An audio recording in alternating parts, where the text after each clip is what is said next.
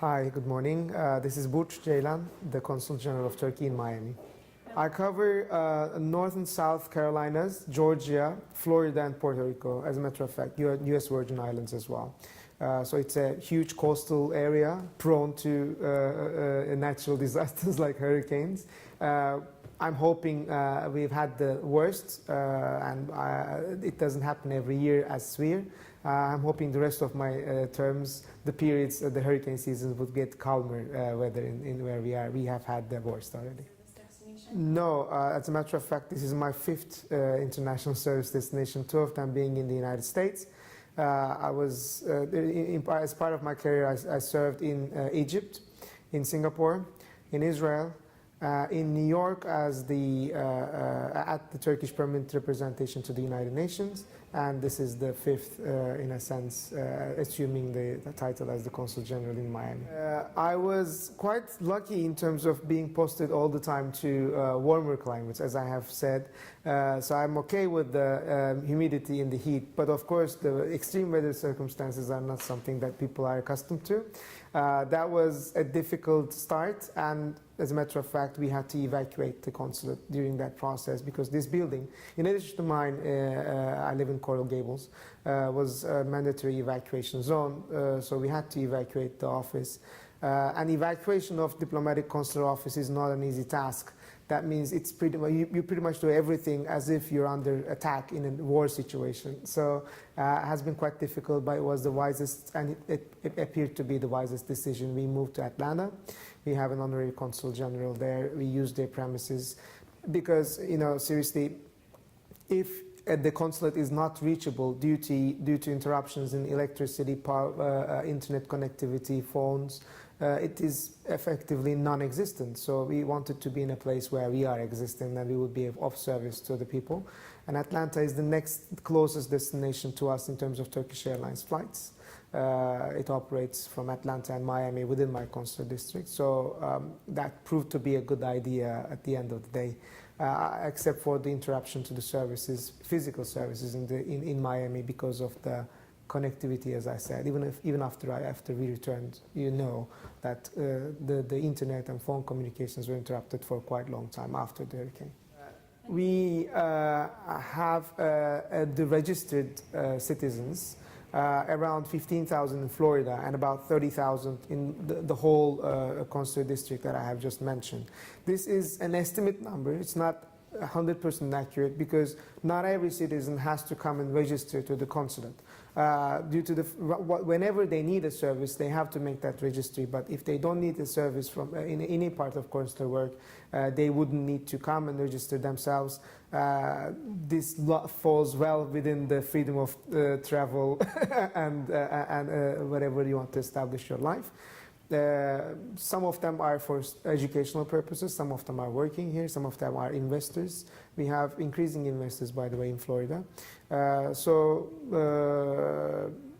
This is the estimate we're working on. To be honest, he was the second. I'm the third.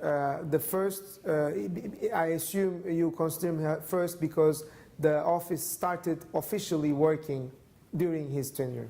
The previous consul general was here to establish the mission, so you would see behind the scene work going on before the office officially starts operating. So the previous consul general has been the first who officially served the citizens in terms of consular work.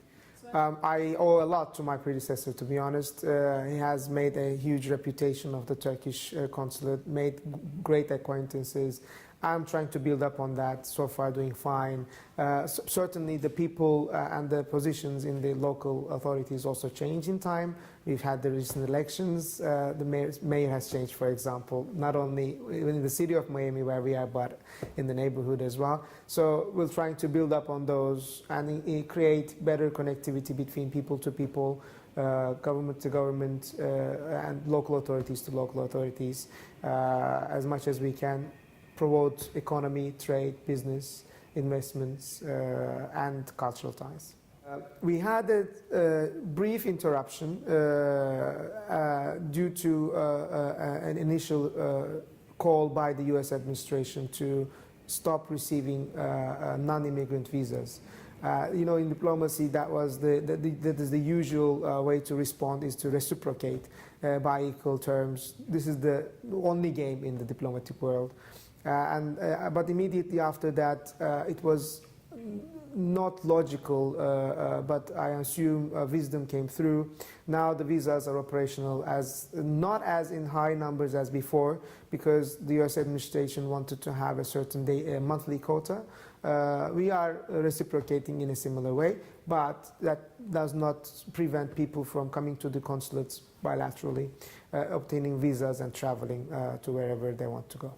Exact figures for Miami, we have to obtain from the American associations and administrations. I'm not really sure I could give you an estimate for the US in general, but that does not really refer to Florida per se. But I can tell you that there is huge interest in Turkish public community towards Florida in general, in terms of not only visiting here as a tourist. Obviously you have huge tourist attractions in this state, but also investing in this state, which they see as a potential in the upcoming years in terms of real estate, but more other business sectors as well. For example, we recently had one of the Turkish major steakhouses.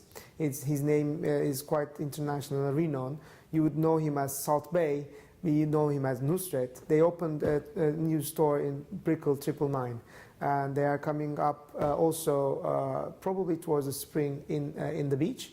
Their New York branch is opening in December this month, and they're also functioning in currently Dubai, as far as I know, in Qatar, and London offices branches opening soon. This is the high-end steak restaurant chain in Turkey.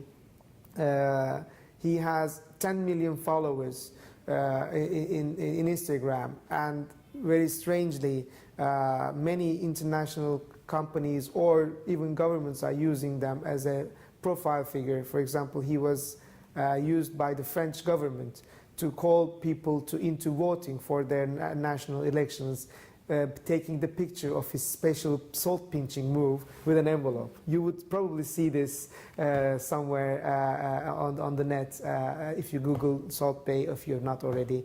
So that is one, for example. We have one of the Turkish major holding companies who invested in right across the American Airlines arena, a 72-floor high building, mixed-use building, which is quite unique, to be honest, inspired by the shape of the tulip, which is the national flower of Turkey. So Miami skyline will soon have a tulip-shaped building, which would definitely be a contribution to our idea of promoting Turkey in Florida. So you have others, renovations, other investment opportunities, and people are more and more coming into Florida for personal or business purposes in terms of investment, living here, building their business and all that.